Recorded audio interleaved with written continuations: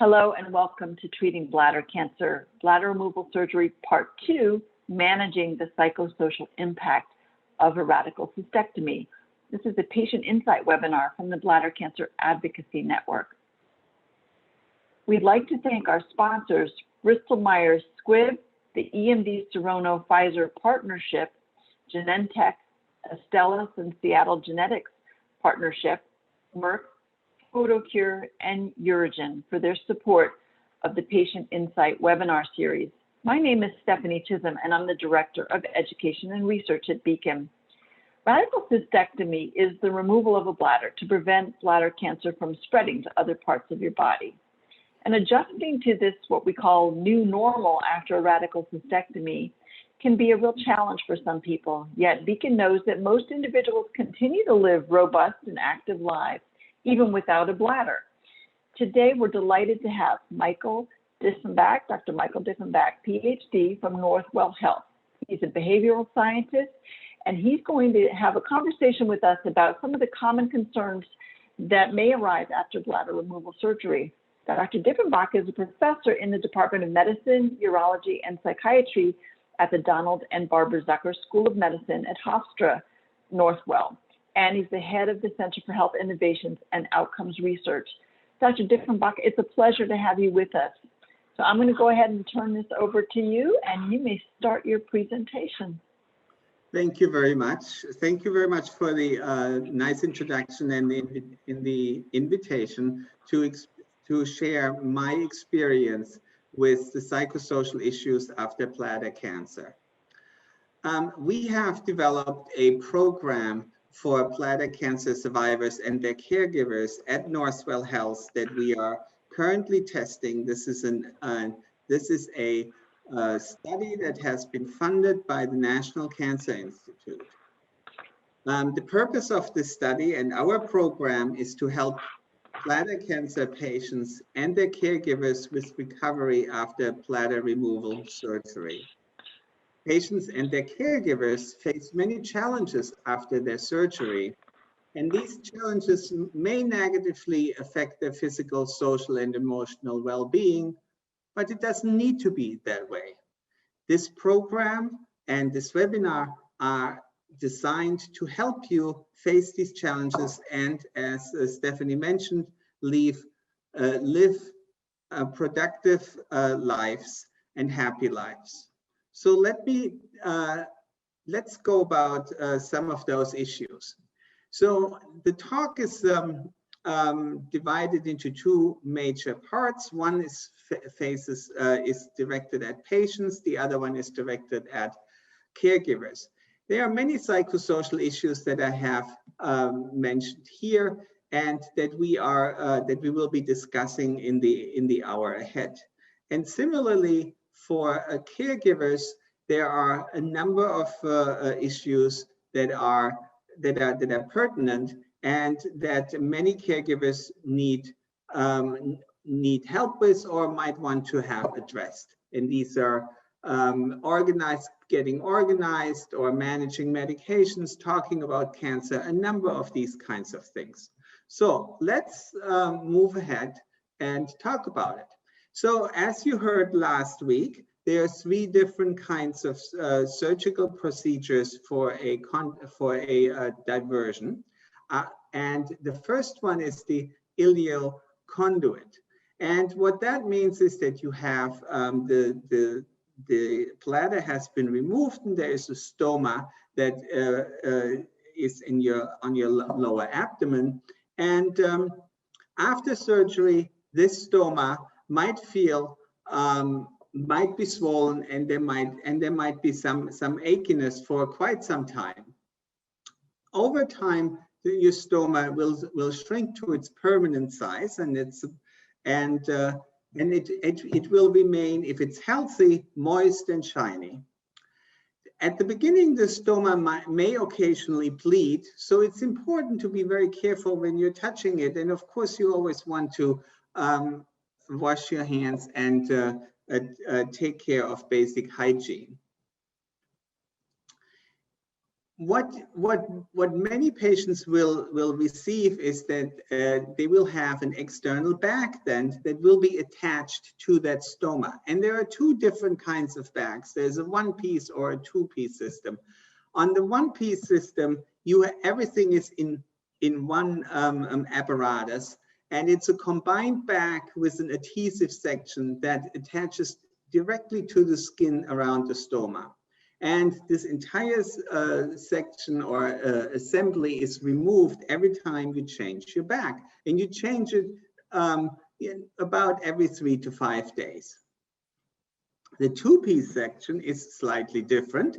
You have a piece that is attached around the stoma, and then the bag is screwed on to it, and you can then when you fill it, it's easier to take it off. And so there is no right or wrong way of choosing which one works. They work both equally well.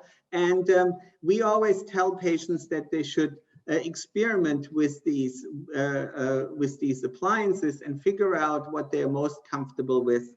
And there are ways that you can try them out and see how they work for you. So the other major diverse part is the Indiana pouch. Here, as I'm sure all know, is that there is a artificial pouch being reconstructed from colon tissue. It resides inside your body, and there is a small stoma, an exit that protrudes, and that you can then catheterize to empty it. When you get out of the hospitals, you will see that there are a number of tubes coming out of your abdomen. Often they are combined with a drainage bag, and those tubes help you to prevent strain on the pouch. They facilitate urine flow, and they support a safe healing until you really feel comfortable doing it all yourself. Over time, these tubes will be removed. The surgeon will ask you to come back to the office, and they will lead you through this and teach you through this throughout the recovery process.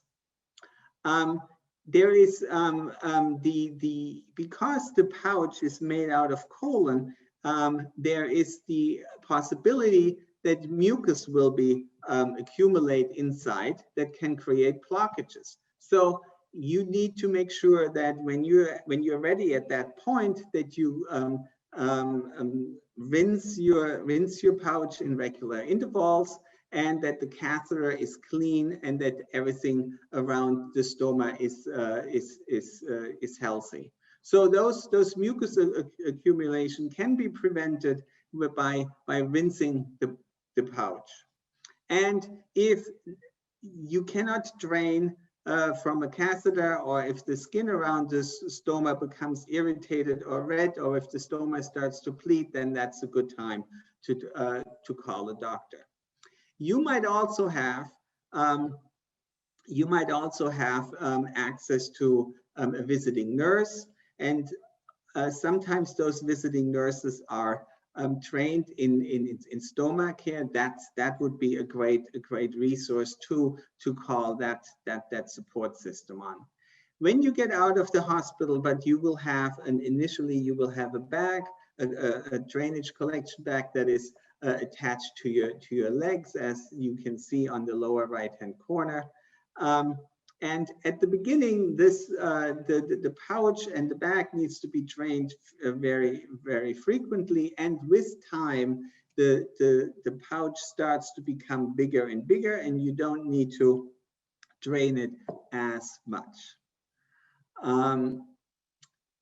The third option is the Neobladder. Neobladder is fashioned again out of colon tissue.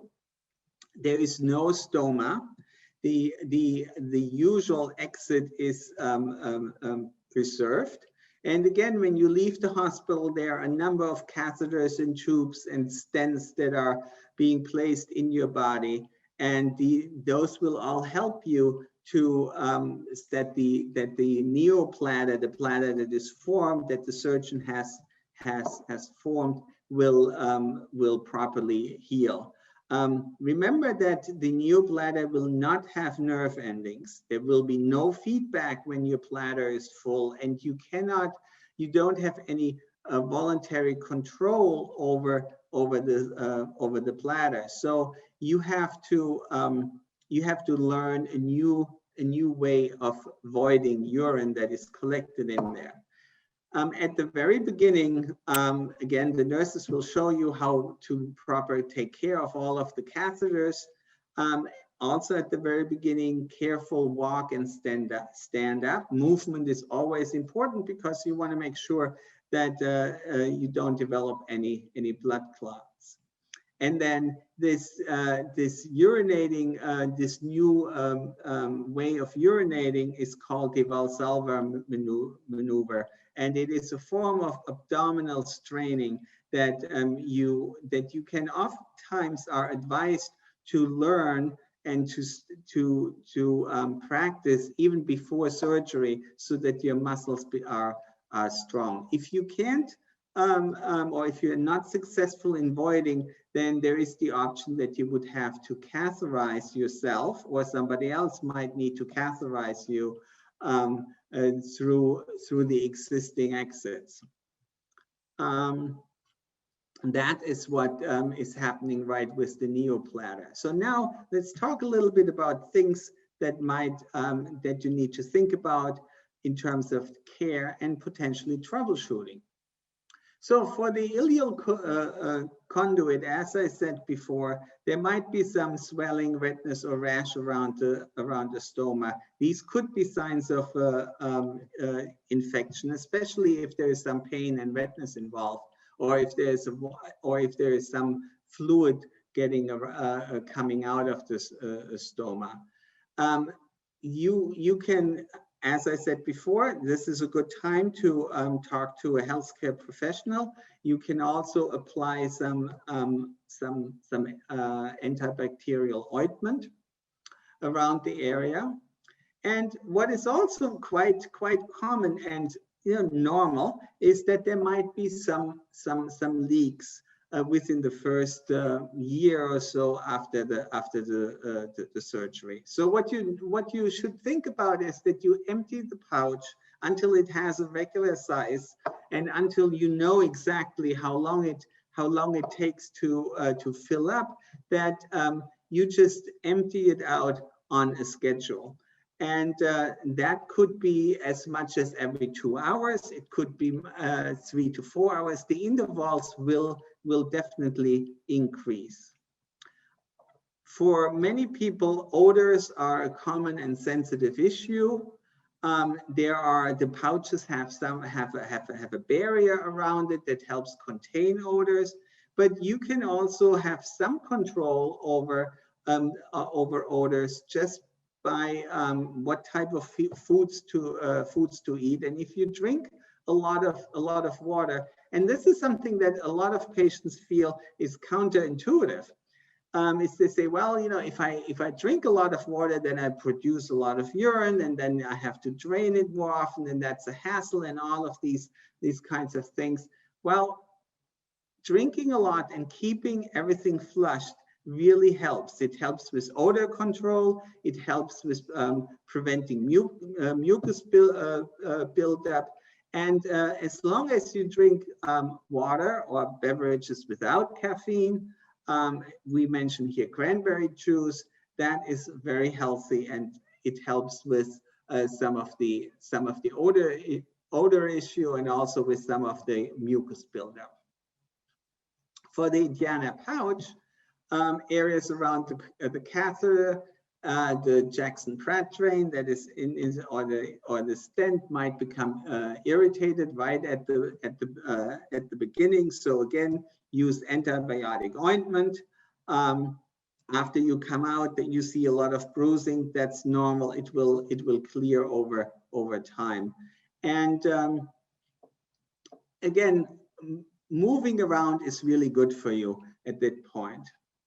If you have trouble inserting the catheter, there are a couple of tricks, and there are also videos on the internet that you can see. But one of the most important things is that patients who we have talked to is that relax your abdominal muscles. If you are tense, if you're worried, if you're anxious about this, you tense up, and that's very counterproductive. With time, you don't even need to look down anymore. And so that's also good, because then your muscles don't contract that much. And then take some deep breaths and try to relax. By the way, all of those things that I'm telling you about are culled from many interviews that I and my colleagues have done over the years. And these are things that patients have told us. We have done countless patient interviews, countless focus groups, where we have taken out these pearls of wisdom that patients have told us, and we have them all put together in this presentation and in our program. So if the catheter is clogged with mucus, then this is really high time to irrigate it with saline. You also can gently slide the catheter back and forth. And you might think, well, maybe something is not quite right. You might have to take it out and then put it back in again. And if you feel that if you drank a lot, there is more accumulation of fluid, you have to catheterize yourself more often. Again, it does not hurt. There are no nerve endings in there, so it is just a way of, and you will get, everybody gets used to it, but it is just a way that it's something that you have to learn, and you will become proficient in it. For the neobladder, again, when you come out of the hospital, you have irritated skin, you are still bruised, there's swelling around the incision sites. I mean, you just went through major surgery. So it is very normal that you feel as if somebody, you come out of a very physical, hard experience. So again, here, drink plenty of water, irrigate to reduce mucus production and clogging. And frequent leakages are at the beginning also common. And once the neobladder extends a little bit, it will become less and less so. And you will have fewer of those leakages. So what can you do if this happens, especially at the beginning? Well, the best thing is to stock up on rubberized sheets and mattress covers that protect the bed. And while you are sleeping or resting, these things are very good, and you can just exchange them as needed. You might also wear absorbent underwear or pads. The pen products are very commonly used. And try to urinate frequently, especially before bed and before travel. And don't be surprised if there is some urine, especially right after surgery, in your urine. If there's some blood in your urine, that's very common. But if it stays on for quite some while, then that could be a sign of urinary tract infection. So you have to monitor that a little bit.